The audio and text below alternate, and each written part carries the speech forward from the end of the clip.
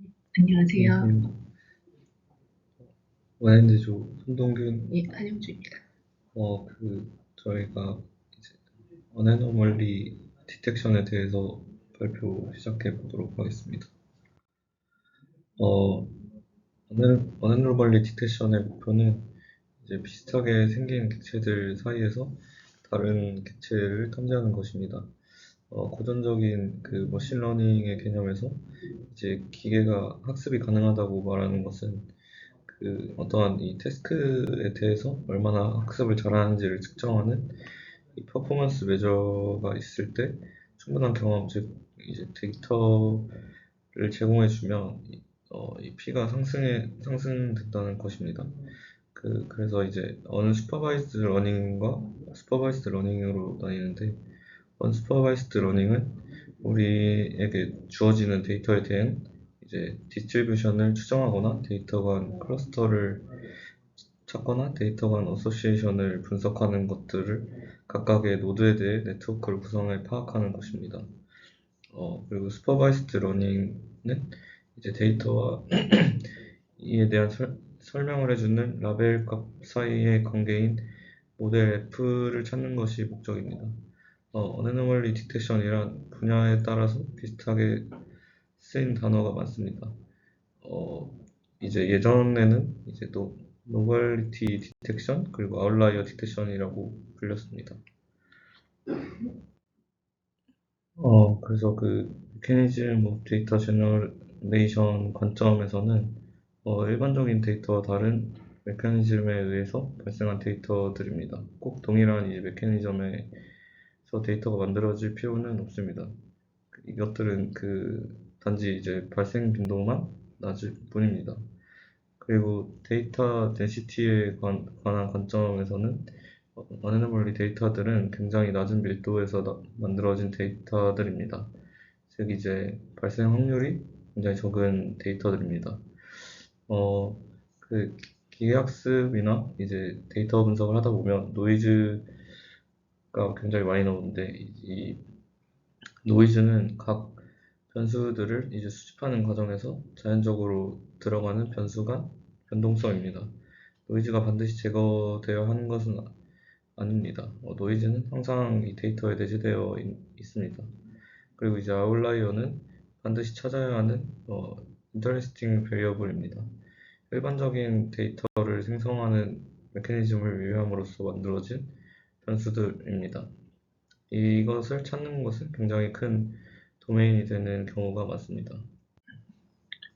어노멀리 디텍션의 목적 자체는 슈퍼바이스드 러닝과 같습니다. 이유는 이제 해당 데이터가 아웃라이어인지 아닌지 판단을 해야 되기 때문입니다. 이 왼쪽에 해당하는 바이너리 클래시피케이션은 두 가지의 종류에 대한 데이터의 바운더리를 찾는 문제입니다. 하지만 이제 오른쪽의 어노멀리 디텍션은 일반적인 클래시피케이션의 문제와는 다르게 아웃라이어 데이터의 수가 적기 때문에 아웃라이어들이 아웃라이어를 대표할 수 없습니다. 따라서 어노멀리 디텍션은 노멀 데이터를 통해 바운더리를 결정하게 됩니다. 위 그림에서 이제 새로운 데이터인 A와 B에 대해서 클래시피케이션은 주어진 라벨 값 중 무조건 한 가지에 포함되어야 하지만, 이제 어노멀리 디텍션에서는 바운더리를 정해두고 이외의 밖에 속하는 값들을 이제 노멀이 아니라고 판단합니다. 클래시피케이션은 이제 어, 이것을 이제 쉬운 예시로 설명하면 사과와 바나나를 구분하는 문제로 생각할 수 있는데, 이제 클래시피케이션은 어, 사과와 바나나의 이 애기에게 사과와 바나나에 대한 이미지를 많이 보여주고 판단을 시키고, 어노멀리 디텍션은 애기에게 사과의 이미지만 보여주고 어느 범위까지가 사과인지 판단시키는 문제입니다. 그 사과를 동그랗다고 정의하면 수박도 이제 사과가 될 수 있고, 약간 빨간색이 사과라고 하면 청사과는 또 아웃라이어라고 판단이 될 수 있습니다. 따라서 이런 데이터에 대한 이해가 더 필요하게 됩니다. 그래서 이제 제너레이션과 스페셜라이제이션 사이에는 반드시 이제 트레이드 오프가 존재합니다. 어떤 데이터에 대해서 제너럴라이제이션이 커지면 실제 레인지와는 다르게 이제 범주가 매우 커질 수도 있고, 반대로 스페셜라이제이션을 증가시키면 너무 타이트해져서 실제 정상 데이터를 비정상으로 판단할 수도 있습니다. 따라서 이것을 잘 설정해야 합니다. 실질적으로 어떠한 문제를 해결할 때 어노멀리 디텍션을 써야 되냐, 클래시피케이션을 써야 되냐는 이 문제가 있을 수 있습니다. 결론적으로 말하면 이제 클래시피케이션의 정확도가 대체적으로 매우 높고 난이도도 매우 쉽습니다. 이것은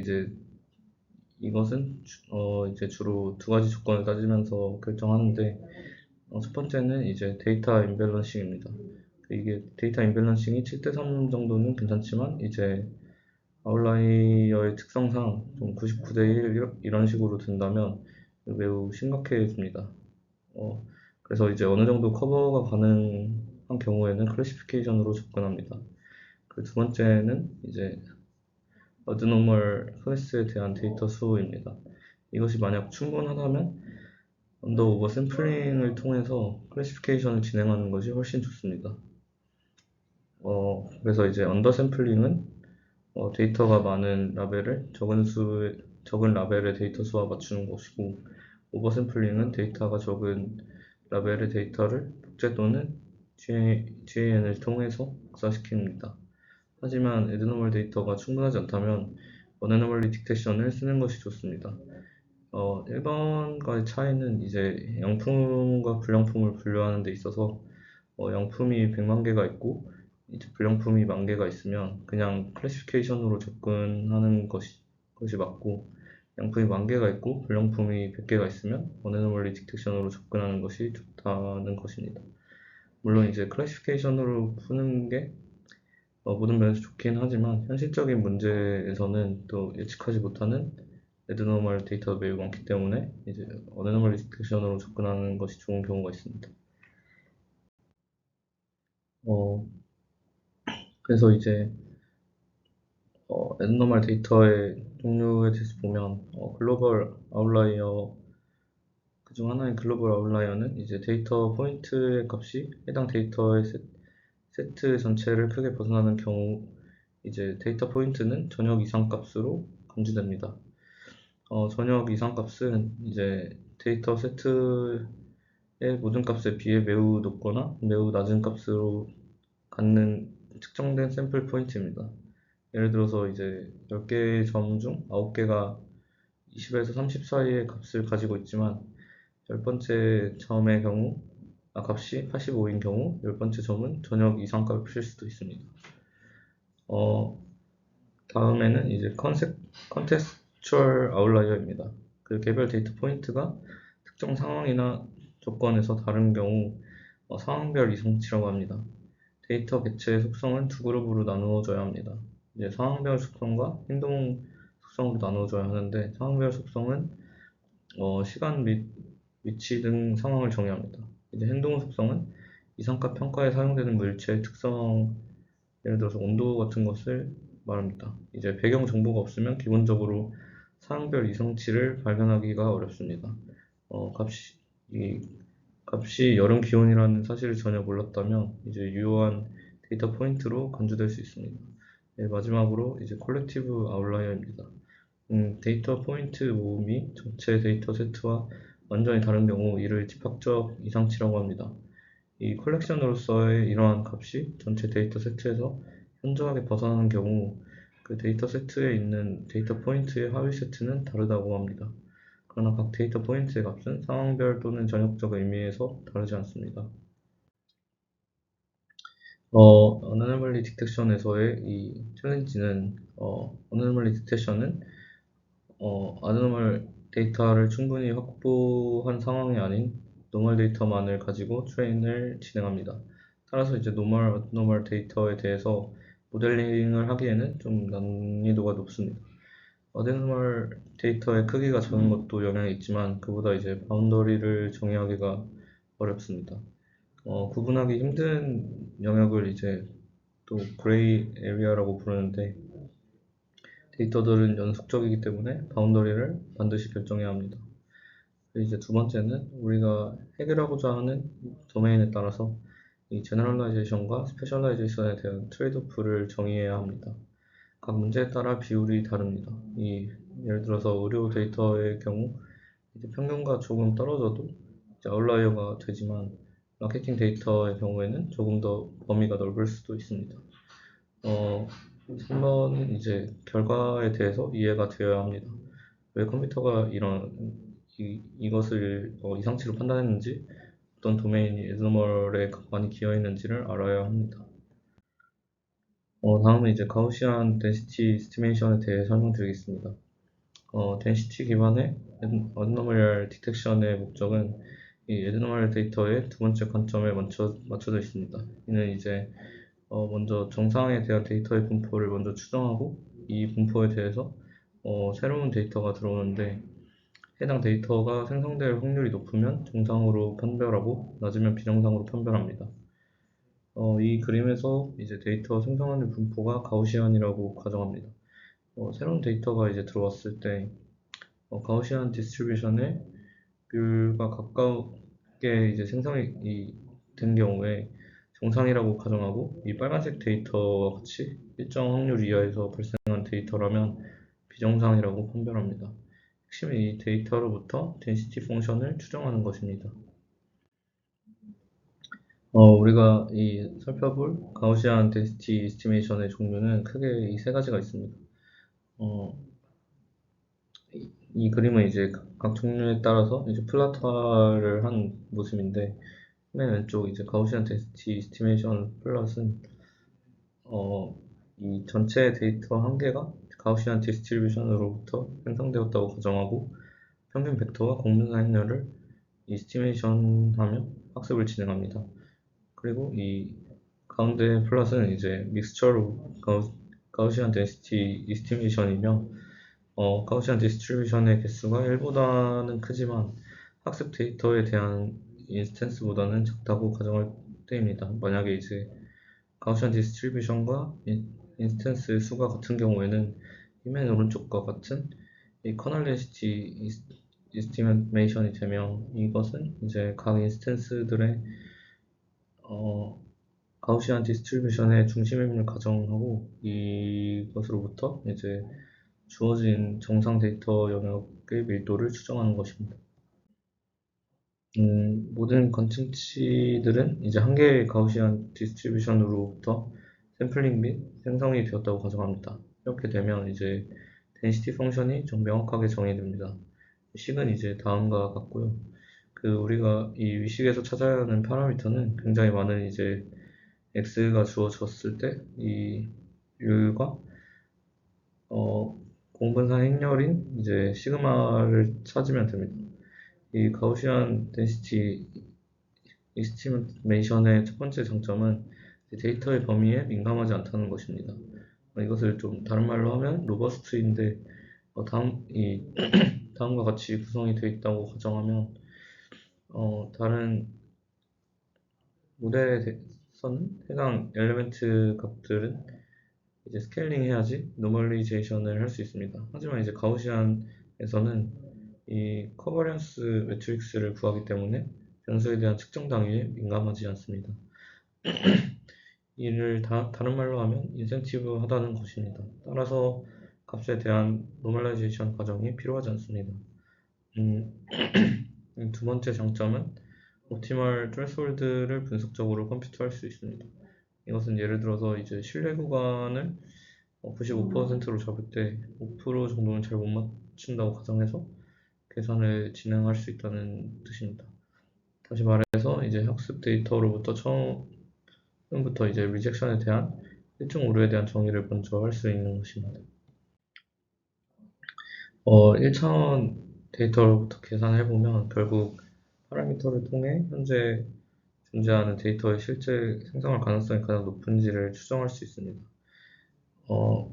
MLE를 통해서 이제 뮬과 편차의 제곱에 대한 식을 정의할 수 있습니다. 데이터는 IID라고 가정하면 이제 이 식을 살펴보면 데이터를 IID로 가정하기 때문에 각 데이터에 대한 확률을 이제 곱해 주었습니다. 또한 p에 대한 함수는 위에서 정의한 이제 가우시안식으로 넣어 주었습니다. 위식을 이제 최적화하기 위해서 각 뮬과 이제 시그마에 대한 편미분 값을 이제 0으로 만들어야 합니다. 하지만 이제 시그마는 그냥 쓰기에는 계산하기가 힘들기 때문에 감마는 이제 시그마 제곱분의 1로 치환해서 계산해 보면 결국 이제 비율은 이제 현재 가지고 있는 트레이셋의 노멀 샘플에 대한 평균값입니다. 시그마 제곱은 트레이셋에 대한 노멀 샘플에 대한 분산값이 됩니다. 결국 이 MLA식은 평균은 정상 데이터에 대한 평균, 분산도 정상 데이터에 대한 이제 분산으로 나옵니다. 이것을 다차원으로 확장해서 일반화해보면 식은 이제 아래와 같이 나오는데, 위와 같이 이제 평균도 정상 데이터들의 평균이 나오게 되고, 커버리언스 매트릭스도 정상 데이터들에 대한 커버리언스 매트릭스가 됩니다. 가우시안 덴시티 이스티메이션은 노멀의 평균과 공분산만 계산하면 되기 때문에 가우시안 분포식 자체의 시간 복잡도는 컨스턴트 타임입니다. 여기서 한 가지 문제는 이제 커버리언스 매트릭스에 대한 결정입니다. 스페리컬 코어 매트릭스를 사용하면 모든 변수가 이제 동일한 분산을 갖는다고 가정을 한 것입니다. 그래서 이제 오른쪽 그림과 같이 수평 및 수직이면서 원의 형태를 갖습니다. 이는 가장 엄격한 그런 가정입니다. 그리고 이제 만약에 코어 매트릭스가 변수들은 독립이긴 한데 다른 이제 분산값을 갖는 다이그노미얼 코어 매트리스라고 가정하면 다음과 같습니다. 여전히 이제 등고선들이 이제 축의 수평과 수직은 맞지만 이제 좀 타원의 형태를 띠는 것을 볼 수 있습니다. 그리고 모든 이제 코어 매트리스에 대한 가정을 완화하면 그냥 풀 코어 매트리스가 되는데 이것은 다음과 그림과 같이 보입니다. 수평 수직을 만족하지 못하면서 이제 타원으로 변한 모습을 볼 수 있습니다. 따라서 이제 데이터가 충분히 많고 커버런스 매트릭스가 싱글러 매트릭스이면 풀 커버런스를 쓰는 것이 좋긴 하지만 현실적으로 환경적인 문제와 노이즈 문제 등 데이터에 대한 변동성에 대해 잘 맞지 않는 경우가 대다수입니다. 가우시안 덴시티 이스티메이션에서 어네멀리 스코어는 1 빼기 px로 구합니다. 다음은 이제 Mixture of Gaussian Density Estimation에 대해 설명드리겠습니다. 에모지 이 Density Estimation은 기존 Gaussian Density Estimation의 확장판입니다. 이 조건은 데이터의 생성 확률이 유니모델 및 컨벡스 특성을 가져야 합니다. 따라서 현실에 존재하는 데이터의 기준으로 좀 엄격한 기준입니다. 이 유니모델 조건을 멀티모델로 확장해서 생각할 수 있는데 이것은 이제 노멀 디스트리뷰션의 선언결합으로 표현할 수 있습니다.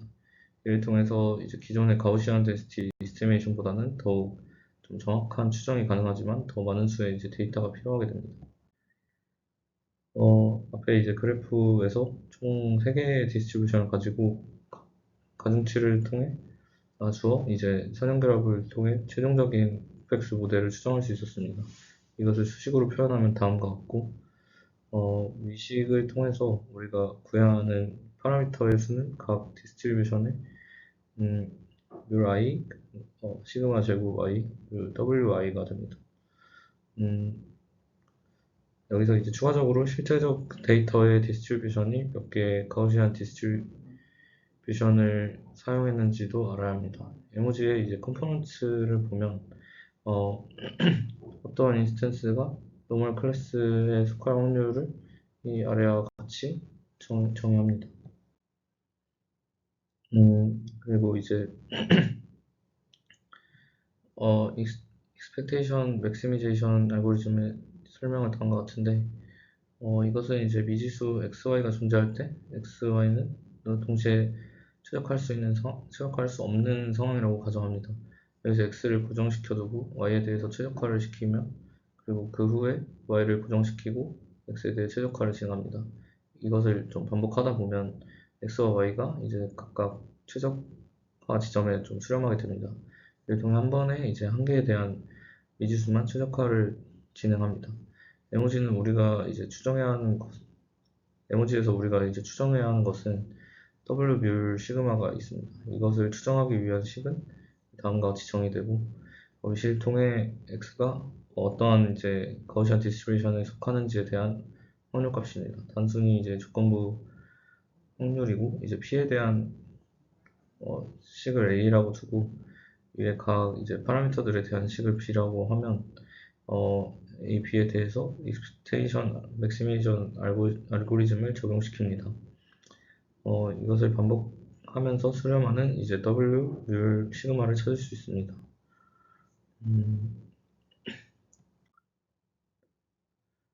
그래서 이제 이 에모지 density estimation에서는 이게 오른쪽 그림에서 오른쪽으로 갈수록 이 코버넌스에 대한 조건이 완화가 됩니다. 완화될수록 이제 정밀도가 높아지지만 계산은 더 어려워집니다.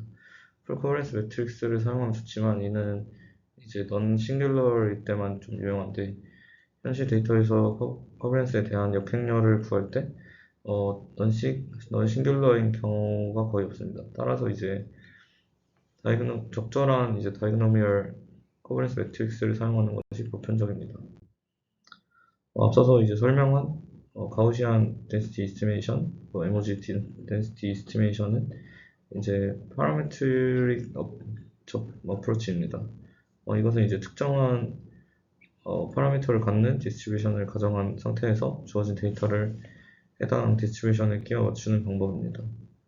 이를 통해서 이제 데이터들에 대한 평균과 공분상률을 추정합니다. 그래서 이제 커널 덴시티 에스티메이션은 데이터가 특정한 디스트리뷰션으로부터 에스티메이션 되었다는 가정을 하지 않고 데이터 자체로부터 샘플링 될 확률을 추정합니다. 따라서 이제 사전에 정의된 디스트리뷰션을 따르지 않기 때문에 non-parametric density estimation입니다. 그래서 이제 파라메트릭 모델과 non-parametric 모델로 나뉠 수 있는데 파라메트릭 모델은 파라미터의 관점에서 분류할 수 있습니다. 이 파라메트릭 모델이란 모델이 가지고 있는 파라미터들이 미리 정의되어 있는 상태에서 픽스드 파라미터들을 가지고 학습을 하는 것을 의미합니다. 이것의 장점은 이제 빠르게 동작하고 구현 난이도가 쉽습니다. 하지만 이제 데이터 디스트리뷰션 자체에 대해 정확하게 추정할 수 있는 알고리즘이 설계가 되어야 합니다. 그리고 이제 non-parametric 모델은 주어진 데이터셋에 대해서 학습하는 모델입니다. 이 파라미터 수가 트레인 데이터셋의 양에 따라 좀 가변적입니다. 이 때문에 파라메트릭 모델에 비해서 모델이 플렉서블합니다. 하지만 이제 큰 데이터가 증가하면 트레인 및 테스트 인퍼런스의 복잡도가 파라메트릭에 비해 상대적으로 증가되고 모델링의 난이도 또한 더 어려워집니다. 또한 데이터의 디스트리뷰션에 대한 가정 없이 주어진 데이터만을 가지고 최적의 모델을 구하는 방법으로 파라미터 개수도 바뀔 수 있습니다.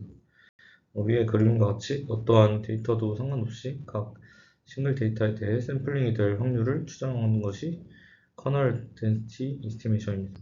이 플롯에서 아래 이 검정색 십자들은 실질적인 데이터들이고 그 회색은 실제 데이터에 대한 분포입니다. 커널 펑션을 어떠한 예를 쓰냐에 따라서 추정하는 분포가 달라집니다. 그래서 이제 어떤 데이터가 주어졌을 때 이 데이터를 px로부터 샘플링이 되었고 이 데이터가 특정한 영역 아래에 들어올 확률값은 위와 같이 이제 수식으로 표현할 수 있습니다. 이러한 샘플링이 n번 반복했다고 가정하면 RV를 IIT라고 가정하고 영역 아래에 들어올 확률과 안 들어올 확률에 대해서 바이노미얼 디스트리뷰션을 적용할 수 있습니다. 여기서 이제 K 대신 n분의 K를 사용하면 바이노미얼 디스트리뷰션 특성으로 평균과 분산을 구할 수 있습니다. 만약에 n이 무한으로 간다고 가정하면 분산은 0에 가까워질 것이고 확률값은 몬테카를로 어프로치로 인해 원하는 영역이 포함이 되는 데이터의 개수만큼 근사가 될 것입니다.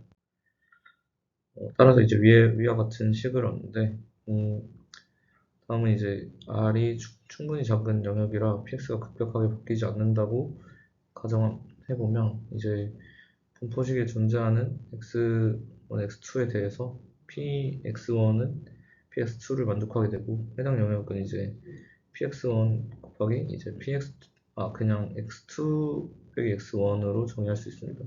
이를 통해서 확률을 다음과 같이 정의할 수 있는데, 여기 이제 v는 볼륨을 의미하고, 이 1차원에서의 볼륨은 직선, 그리고 2차원에서 넓이, 3차원에서 부피에 해당합니다. 이 두 개의 식과 이제 합치면 다음과 같이 식을 정의할 수 있습니다. 이것을 좀 시각적으로 이해하기 위해서 이런 그림이 있는데, 관심 영역인 R을 빨간색 이제 삼각형으로 잡고, 전체 데이터가 총 12개가 존재한다고 하면, 이 첫 번째 왼쪽 영역의 확률을 12 곱하기 3의 제곱분의 4로 표현할 수 있습니다. 그리고 두 번째 관심 영역은 12 곱하기 5의 제곱분의 5로 표현할 수 있습니다. 여기서 빨간색 점은 영역에 대한 무게중심입니다. 이러한 방법으로 데이터를 통해 분포를 근사하는 것이 커널 덴시티 에스티메이션의 목적입니다.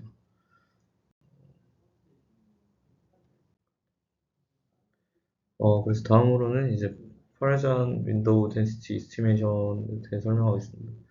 영역을 정의하기 위해서 추정하고자 하는 확률을 px를 무게중심 x를 가지면서 각 길이가 h인 하이퍼큐브를 만든다고 가정하였을 때, 차원을 d라고 할 때 하이퍼큐브의 볼륨은 v는 h의 이제 d승이 됩니다. 이를 통해서 커널 펑션 QU를 정의하면 수식은 이제 다음과 같습니다. 관심 영역 R에 존재하는 데이터의 개수 K는 다음과 같이 이제 수식으로 구할 수 있습니다. 위에서 정의한 K와 볼륨인 V를 곱한 값이 이제 P가 됩니다. 이를 통해서 X를 옮겨가면서 전체에 대한 확률 밀도 함수를 구할 수 있습니다. 이게 바로 그 파레산 윈도우 덴시티 이스티메이션의 개념입니다. 우리 가정에서 데이터가 어떤 분포를 따른다고 정의하지 않고 관심 영역에 존재하는지에 대한 불연속적인 카운팅을 진행하였습니다. 위에 그림을 보면 이제 두 번째 관심 영역에 노란색 데이터가 두 개가 존재합니다.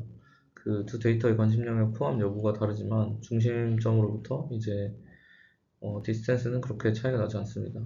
그래서 경계 기준이 이렇게 값이 달라지는데, 이것을 이제 불연속적이라고 하고, 이것을 좀 해결하기 위해서 스무스 커널 펑션을 사용합니다.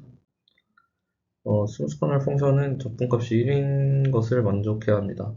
이것을 반대로 말하면 이제 적분값이 1인 함수들은 모두 스무스 커널 펑션이 될 수 있다는 의미입니다.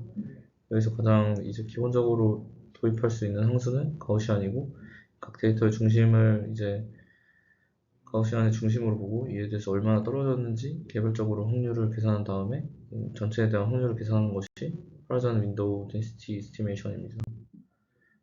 다음과 같이 이제 스무스 커널 펑션들이 존재합니다. 스무스 파라미터인 h가 크면 오른쪽 아래의 그래프와 같이 오버슈팅을 합니다. 반대로 이제 작으면 위 그림들처럼 이제 스핑키하게 됩니다. 따라서 이제 MLE 등의 메소드를 통해 H를 결정하는 것이 파라잔의 학습 과정입니다. 지금까지 설명한 이제 밀도 기반 이상치 탐지의 개념을 보면 왼쪽 가우시안은 중심이 한 개 존재하고 타원으로 표현할 수 있습니다. 에모지는 이제 세 개의 가우시안을 가지고 에스티메이션을 하면 범위가 조금 더 유연해지고, 파라산의 경우에는 데이터가 각 가우시안을 갖기 때문에 학습이 더 잘 되는 모습을 볼 수 있습니다. 이어서 덴시티 베이스 어노멀리 디텍션의 네 번째 방법인 로컬 아웃라이어 팩터에 대해서 설명드리겠습니다. LOF도 앞선 이제 가우시안 덴시티 베이스드 방법인 에모지, 파즘 윈도우 방식과 마찬가지로 밀도 기반 이상치 탐지 방법입니다. 대부분의 이상치 탐지 알고리즘은 전체 데이터와 비교했을 때 각각의 관측치가 이상치인지 아닌지 판단하는데, 이렇게 그림과 같은 관측치가 주어졌다고 했을 때 이상치를 찾으라고 하면 대부분 이 O1 포인트를 이상치로 판단하게 됩니다. 하지만 이 O2 포인트에 대해서는 대부분 이상치가 아니라고 이제 판단을 하는데요. 그림의 관측치를 이렇게 하나의 분포가 아니라 C1, C2 이렇게 두 개의 바이베리어블 노멀 디스트리뷰션이라고 한다면 이 O2 포인트도 쉽게 이상치로 판단할 수 있습니다. 그렇다면 이제 이 O3 포인트는 어떻게 될까요? 근접한 점과의 거리값이 O2와 유사하기 때문에 이상치라고 판단할 수 있을 거라고 생각할 수도 있지만 정답은 아니라는 겁니다. 그 이유는 O3 포인트는 이 C2가 아닌 C1의 분포와 밀접한 곳에 위치해 있기 때문입니다. 이처럼 LOF는 모든 데이터를 전체적으로 고려하는 것이 아니라 해당 관측지의 주변 데이터, 네이버를 이용해서 국소적인 관점으로 이상치 정도를 파악하는 방법입니다. 그래서 각각의 관측치가 데이터 안에서 얼마나 벗어나 있는가에 대한 정보를 이상치 정보로 나타냅니다. 또한 주변 데이터를 몇 개까지 고려할 것인가에 대해 나타내는 K라는 하이퍼 파라미터만 결정하면 되는 장점이 있습니다. LOF의 수학적 정의를 위해서 필요한 사전 정의에 대해서 하나씩 설명드리겠습니다. 먼저 K 디스턴스입니다. X의 K 거리는 X와 다른 데이터의 거리를 오름차순으로 정리한 후에 K번째 거리값을 취한 것입니다.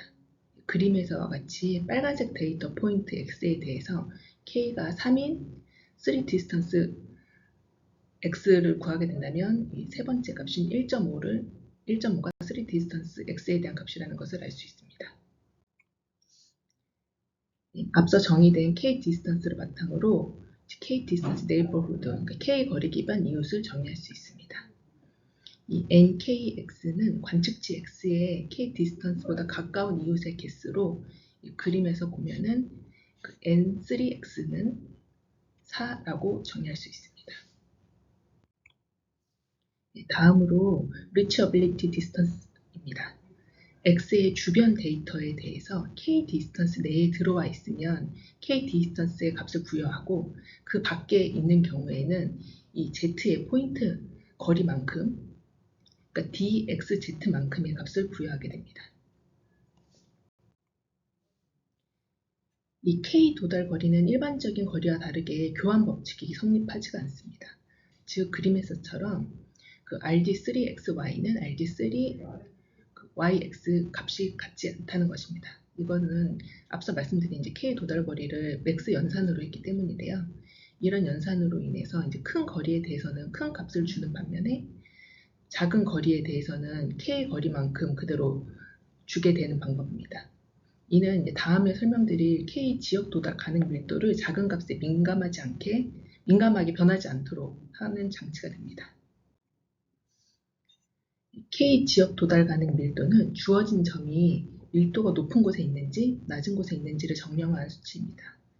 그림에서처럼 검은색 점이 높은 밀도에 속해 있다면 이웃 간 평균 거리가 작을 것이고 낮은 밀도에 속해 있다면 이웃 간 평균 거리가 클 것입니다.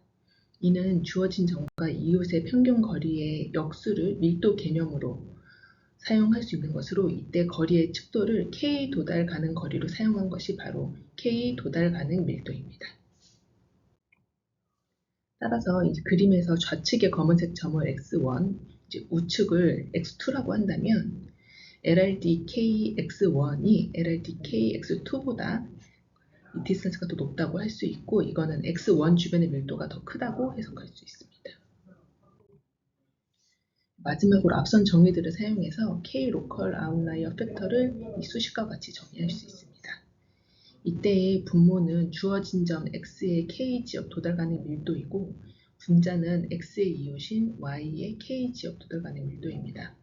따라서 주어진 점의 KLOF는 해당 점의 밀도가 이웃의 평균 밀도보다 얼마나 높은지 또는 낮은지를 정량화한 것이라고 할 수 있습니다. 그림과 같이 세 개의 서로 다른 분포에 대해서 비교해 보겠습니다. 케이스 1은 x의 k에 도달하는 밀도와 주변 이웃의 도달하는 밀도가 모두 큽니다. 그래서 LOF로 계산해 보면 분모와 분자가 모두 크기 때문에 LOF는 상대적으로 작아집니다. 케이스 3 같은 경우에도 이 LRDX와 LRDY 값이 모두 작기 때문에 LOF 값은 상대적으로 작아지게 됩니다. 하지만 이제 두 번째 케이스 같은 경우에는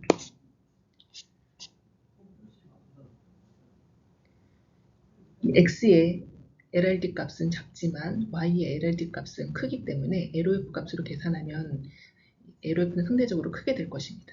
이런 방식으로 LOF 값이 클수록 이상치일 가능성이 높아지는 것을 알 수 있습니다.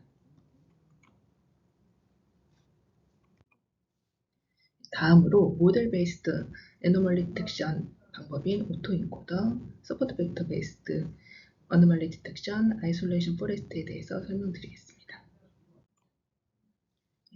먼저 첫 번째 모델 기반 이상시 탐지기법은 뉴럴 네트워크 신경망 모델을 기반으로 한 방법인 오토인코더입니다. 오토인코더는 입력이 들어왔을 때 해당 입력 데이터를 최대한 컴프레션 시킨 후에 컴프레션 데이터를 다시 본래의 입력 형태로 복원시키는 신경망 기법입니다. 이때 데이터를 압축하는 부분을 인코더라고 하고 복원하는 부분을 디코더라고 부릅니다.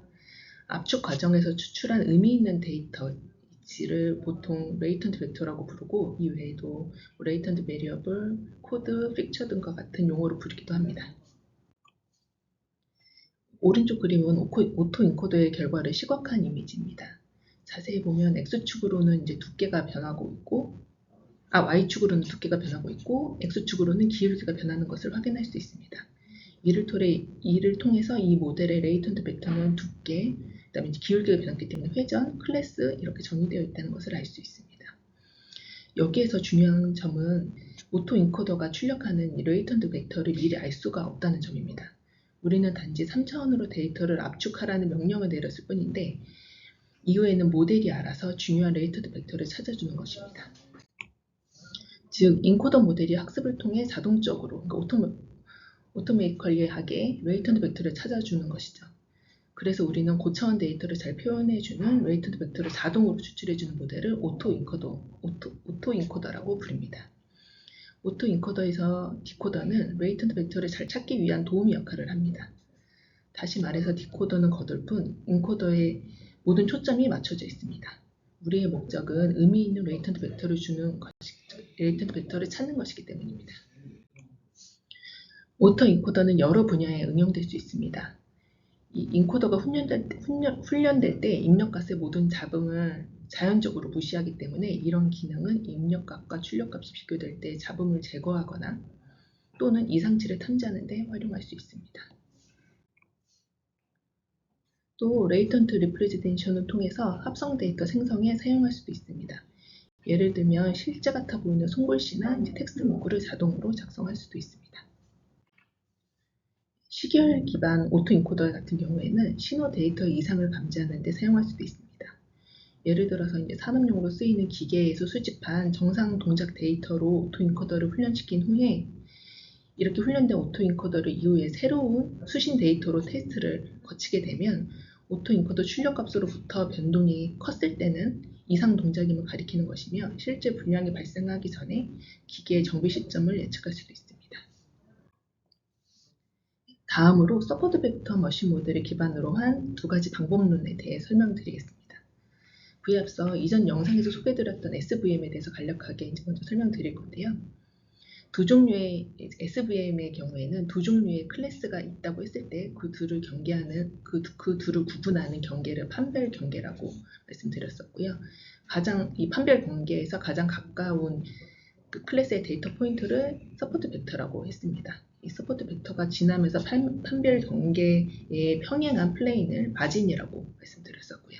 SVM은 이 마진을 최대화하면서 두 클래스를 구분하는 하이퍼플레인을 찾는 이진 분류 방법입니다. 먼저 설명드린 원 SVM, 원 클래스 서포트 벡터 머신은 이름에서와 같이 하나의 클래스로 이루어진 데이터에 대해서 정상 데이터와 이상치를 나누는 평면을 찾는 비지도 학습 알고리즘 중 하나입니다. 즉, 원 SVM은 SVM의 개념을 이용해서 라벨링 되어 있지 않은 데이터를 클러스터링하는 방법입니다. SVM과 비교해 봤을 때 SVM은 두 클래스로 이진 분류를 하는 반면에 원 SVM은 하나의 클래스를 정상과 이상치로 구분합니다. 또 SVM에서는 마진을 최대화하는 평면을 찾지만 원 SVM에서는 정상 데이터를 원점에서 최대한 멀게 하는 평면을 찾습니다. 그림을 보면 라벨링이 되어 있지 않은 데이터들이 있다고 했을 때요. 우리의 목적은 이 데이터들을 이렇게 이상치와 정상 데이터로 클러스터링하는 것입니다. 그렇다면 이런 클러스터링을 어떻게 할 수 있게 되는 것일까요? 원 SVM을 활용하는 방법이므로 이 그림과 같이 정상 데이터와 이상치를 나누는 이 하이퍼플레인을 생성해서 이를 기준으로 정상과 이상치를 구분할 수 있게 됩니다. 이 원 SVM을 통한 클러스터링을 좀 더 자세하게 표현하면 이렇게 표현할 수가 있는데요. 이 그림을 보면 일반적인 서포트 벡터 머신과 다르게 원 SVM의 경우에는 원점에서 이 W 벡터가 시작된다고 볼 수 있습니다. 그리고 원점으로부터 이 하이퍼플레인까지의 거리를 타우라고 하고 이 하이퍼플레인으로부터 데이터가 최대한 멀어지도록 이 하이퍼플레인을 선정해야 합니다. 그리고 이제 하이퍼플레인으로부터 이상치까지의 거리를 그 사이라고 하고 정상 데이터의 경우에는 그 사이 값이 0을 가지게 됩니다. 이 그림을 통해서 이상치 데이터의 특징에 대해서 좀 더 이제 알아보겠습니다. 이상치 데이터의 경우에는 W 벡터와 내적을 하더라도 W 트랜스포즈 X의 값이 해당 이 하이퍼플레인을 넘어가지 못하게 됩니다. 이때 원점에서 이 하이퍼플레인까지의 거리는 타우이기 때문에 W 트랜스포즈 X의 값은 이 타우 마이너스 그 사이 값이 됩니다. 기본적인 서포트 벡터 머신과 마찬가지로 원 SVM 또한 다음과 같은 목적 함수를 가지게 됩니다. 이 그림에서 이제 첫 번째 항은 모델의 변동성을 감소시키기 위한 항입니다. 이는 레귤러리제이션 역할을 수행하는 것이며 같은 값이라면 x의 변화에 따라 변동성이 크지 않도록 하기 위해서 w 값을 최소화시키는 방식으로 활용합니다. 그리고 이 두 번째 항에서 보면 이상치 영역에 존재하는 데이터들을 보여드리는 페널티 부분입니다. 정상 데이터의 경우에는 크 사이는 0인 반면에 이상치 영역에 존재하는 데이터들의 크 사이는 0보다 크게 되겠죠. 그래서 이들의 합이라고 표현할 수 있게 됩니다. 이 누의 경우에는 사용자가 지정하는 하이퍼 파라미터인데 0과 1 사이의 값을 가지고 이 값에 따라서 이 하이퍼플레인의 형태가 변경됩니다. 마지막으로 세 번째 항 타우는 원점과 하이퍼플레인의 거리를 의미하고 이 거리를 최대화해야 합니다. 그러나 이 목적 함수 자체가 이제 미니마이제이션이기 때문에 이 타우의 앞에도 마이너스 9를 붙여주어서 최대화 문제를 최소화 문제로 바꿀 수 있습니다. 이 목적 함수의 제약식은 두 가지가 존재하는데 첫 번째 제약식을 보면 앞서 설명한 것처럼 벡터 W와 내적한 값인 타우 마이너스 크 사이 i보다 크거나 같아야 한다는 의미입니다. 그리고 두 번째 제약식의 의미는 정상 데이터의 경우에는 크 사이 i가 0보다 크 사이 i의 값이 0이 돼야 되고 이상치 데이터의 경우에는 크 사이 i가 0보다 커야 된다는 것입니다. 앞서 말씀드린 목적 함수와 제약식을 한 번에 표현하기 위해서 라그랑지안 프라이멀 함수로 구하면 이렇게 이제 구할 수 있습니다. 그리고 KKT 컨디션에 의해서 각각의 파라미터로 편미분하고 또 그 값을 적용해서 라그랑지안 듀얼 함수를 구한 후 다시 KKT 컨디션을 적용하면 이렇게 최적화 문제로 정리할 수 있게 됩니다. 알파 i의 값에 대해서 데이터의 범주를 구분할 수 있습니다. 첫 번째 케이스는 알파와 크 사이가 모두 0의 목적 함수에 대해 아무런 영향을 주지 않는 non 서포트 벡터들입니다.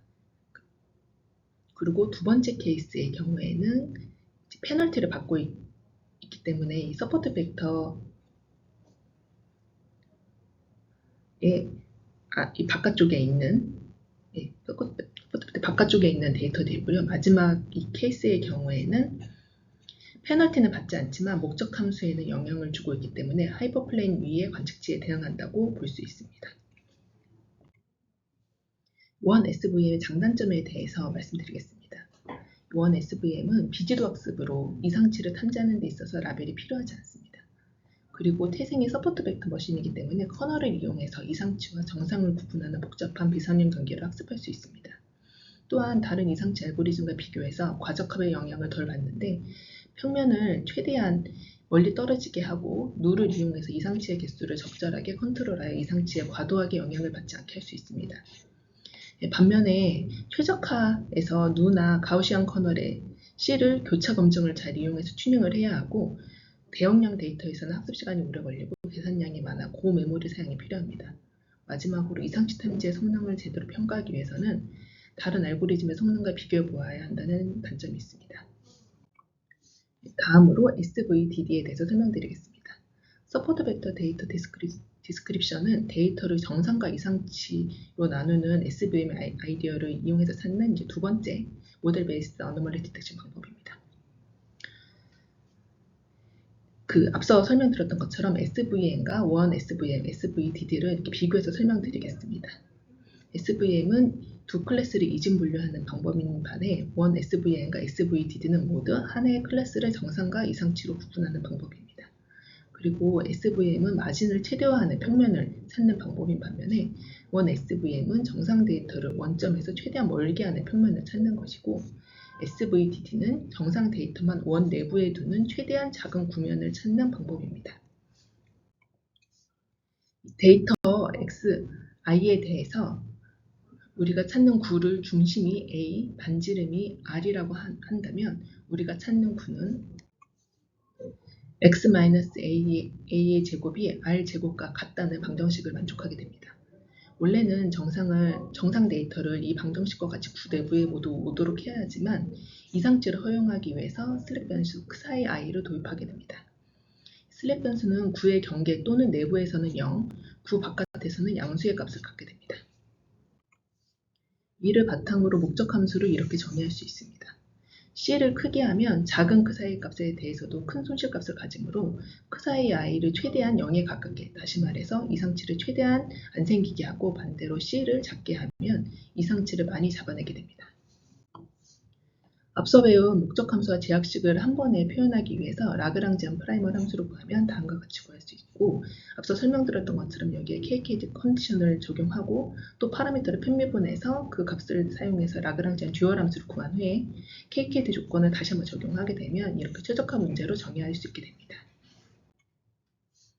SVDD도 알파 i의 값에 따라서 데이터의 범주를 구분할 수 있습니다. 먼저 알파 i가 0과 같은 이 경우에는 목적 함수에 아무런 영향을 주지 못하기 때문에 하이퍼스퀘어 안쪽의 관측지들에 대응되게 됩니다.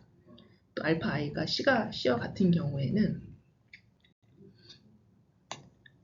xi i가 0보다 커지게 되기 때문에 이 구의 바깥에 위치하는 데이터들이 됩니다. 마지막으로 이 3번의 범주에 있는 경우에는 목적 함수에는 영향을 주지만 페널티는 받고 있지 않기 때문에 하이퍼스퀘어의 위의 관측지가 될 것입니다.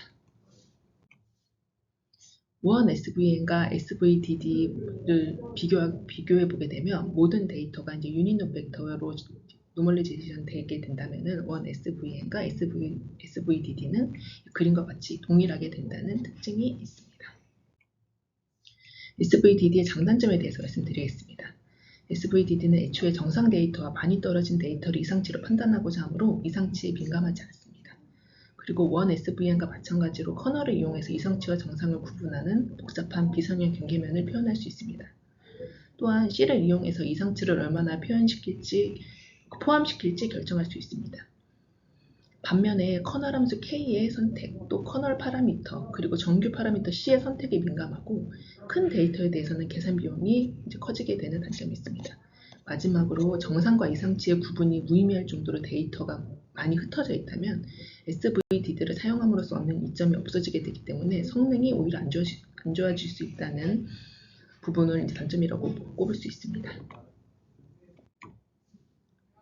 마지막으로 설명드릴 알고리즘은 아이솔레이션 포레스트입니다. 이 기법은 디시전 트리 기반의 이상치 탐지 기법으로 정상 데이터라면 의사결정 나무를 깊숙하게 타고 내려가야 하고 반대로 이상치는 의사결정 나무 상단부에서 분류할 수 있다는 특성을 이용하게 됩니다.